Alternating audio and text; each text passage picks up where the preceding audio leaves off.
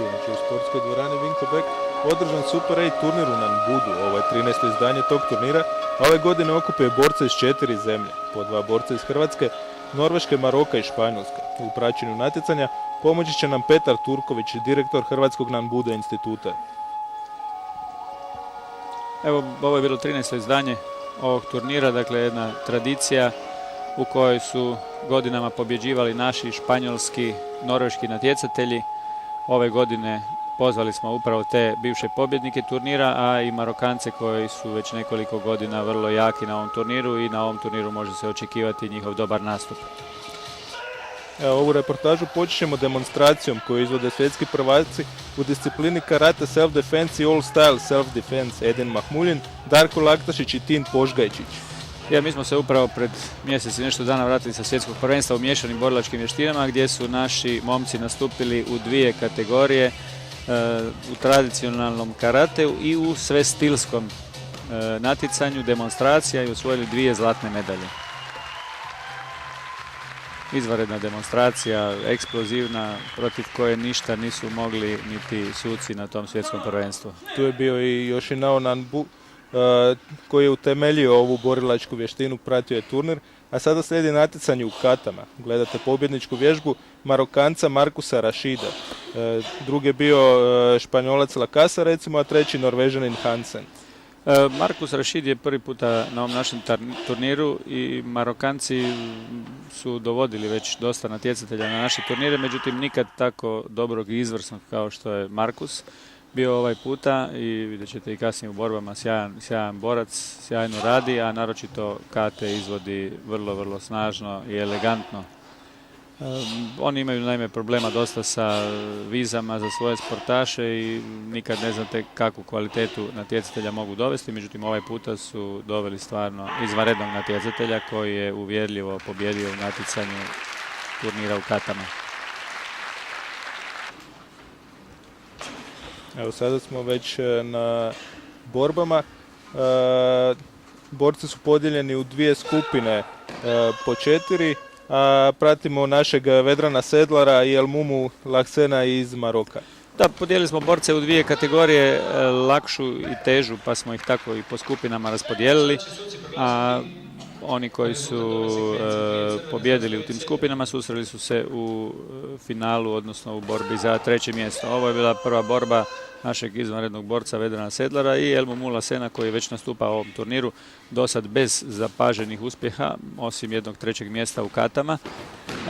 Jedan vrlo korektan borac i izvanredan sportaš, međutim vrlo lagan i na međunarodnim natjecanjima pobjeđuje naravno u svojoj laganoj kategoriji, a ovdje je ipak bio malo u podređenoj poziciji u borbi sa težim protivnicima. Vedran je isto nešto malo teži od njega, ali izvanredno brz i vidite, jedan i drugi imaju fantastične udarce nogoburama vaši, precizne za izvanredne poene. Suci su ovaj puta prvi put primijenili jednu novu vrst pravila s kojom se sada eksperimentira u svjetskoj Nanbudo federaciji i izgleda da će ta pravila potrajati neko vrijeme. Naime, prije se ocjenjivala svaka tehnika, nakon svake tehnike dodjeljivao se poen, a sada se ocjenjuje jedna sekvenca u kojoj partneri izmjenjuju po jedan napad i kontrnapad sa svake strane i onda se ta sekvenca procjenjuje.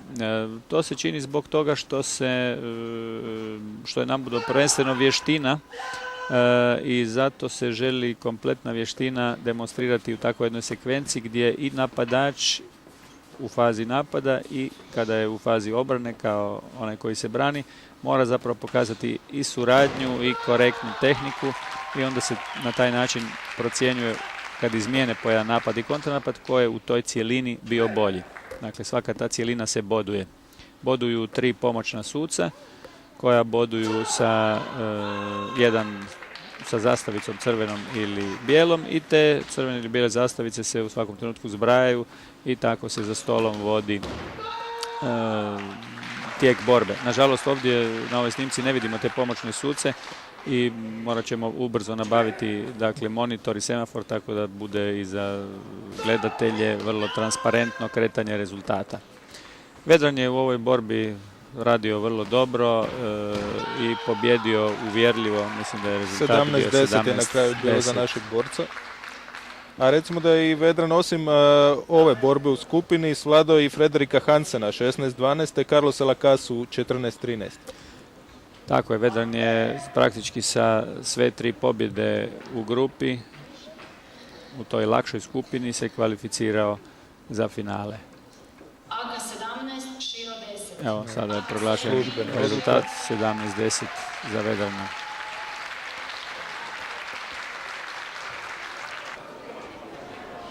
Druga borba koju ćemo vidjeti je ona između Igora Vojvodića i Fernanda Barkosa. Do ove borbe Igor je već pobjedio Geira Andreja Sorensena 18-13 i Rašida 15-10. Da, Igor je praktički već do ove borbe osigurao ulazak u finale i ova borba za njega nije ništa rješavala, međutim bila je izvrsna borba protiv Fernanda Barkosa koji je već osvajao ovaj turnir, svjetski je prvak i u svojoj kategoriji poluteškoj i u apsolutnoj. Dakle, jedan izvanredan borac, nešto slabije forme na ovom natjecanju jer se nedavno oženio pa je tu bio i medeni mjesec i malo odsustva sa treninga, tako da nije u onoj formi u kojoj je bio inače. Međutim, u ovoj borbi je bio bolji za 1 poen od Igora i tu nije nikako htio baš dopustiti činjenicu da izgubi više od 1 meča i uspio je u ovoj borbi dobiti borbu. Igor je radio izvanredno u prva 2 meča i u ovom meču i to su bile nijanse koje su odlučivale o pobjedniku. Ovo su klasične Igorove specijalke, tehnike bacanja. Igor je vrlo, vrlo snažan momak, trenutno apsolutni prvak Hrvatske.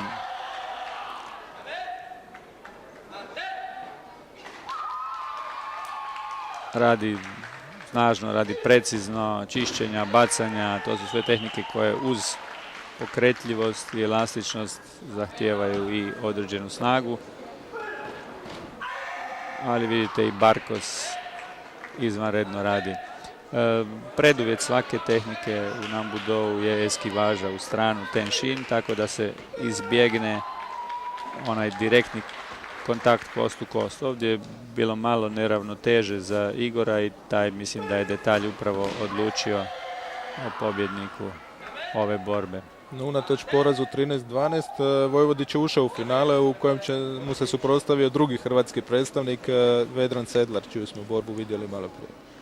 Tako je, mi smo prošle godine nismo uspjeli imati dvojicu boraca u finalu kao ni godinu prije toga, međutim ove godine smo u borbama ponovili taj rezultat koji smo znali na ovom turniru već viđati i naša oba borca su došla u finale borbi. Evo sada vidimo demonstraciju iz Tai Chia, kineske borilačke vještine, koja se često prakticira iz zdravstvenih razloga. Zasniva se na blagim i umirujućim pokretima kako bi se pokrenula unutrašnja energija Chi.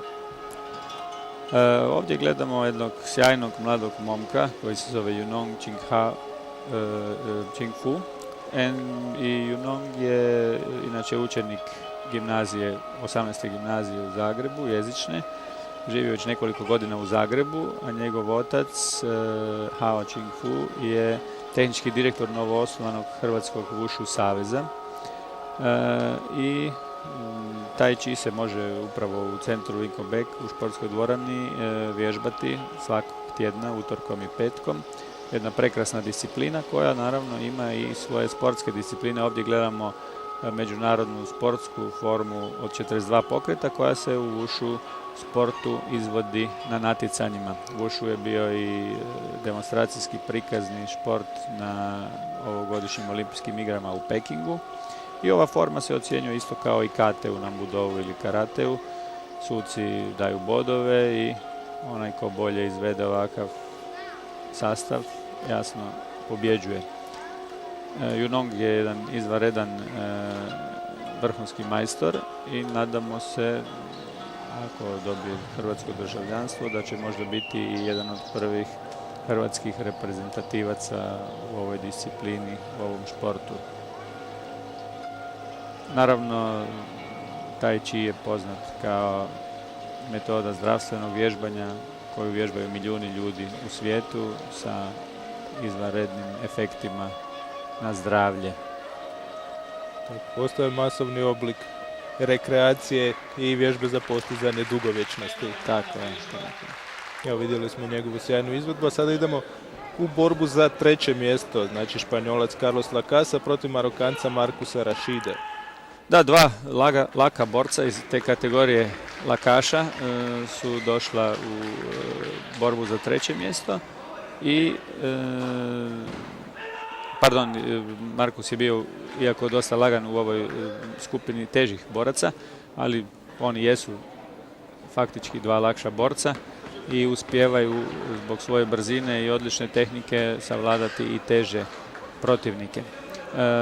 Pošto je Marcus bio prvi u katama, a Lacasa drugi u katama, onda je ova borba zapravo odlučivala i o tome tko će biti ukupni pobjednik turnira. Jer mi cijenimo cjelovitost natjecatelja na ovom turniru već godinama i dajemo uz pobjednički pehar za natjecanje u borbama i pobjednički pehar za natjecanje u sastavima ili katama, dajemo zapravo i najveći pehar ukupnom pobjedniku turnira. I ukupni pobjednik turnira je onaj koji ima najbolji skor iz obje discipline, dakle iz discipline borbi i iz discipline kata. Gledamo izvanredne tehnike, vidimo kako je Marcus brz na nogama, snažan, energičan, ali ni Lacasa ne zaostaje, to su bile dvije tehnike stražnjeg kružnog udarca ili uširo mavašija. I ovaj ura mavaši uz veliku kontrolu, udarac do glave, do potiljka, velika brzina. Borba je donosila prestižni naslov pobjednika. Marcus isto izvanredno brz, precizan. Tako recimo da je Lacasa u skupini pobjedio Hansena i Larsena, a izgubio od Sedlera, dok je pobjednik u katama Rashid svladao Sorensena i Barkosa, a izgubio od Vojvodića.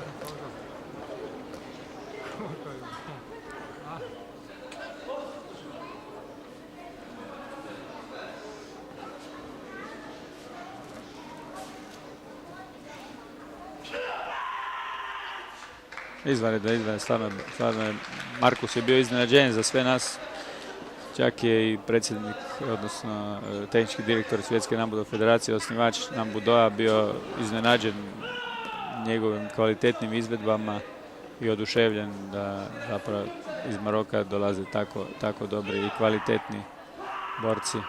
Tako, Maroko je uz Senegal i Kamerun jedna od zemalja iz Afrike u kojima je Nambudo raširen. Nambudo je izuzetno kvalitetan u Maroku, također u Kamerunu. Kamerun je možda i najmasovnija Nambudo zemlja sa preko 2000 registriranih sportaša i velikim brojem klubova i vrlo visokim statusom toga sporta u svojoj zemlji.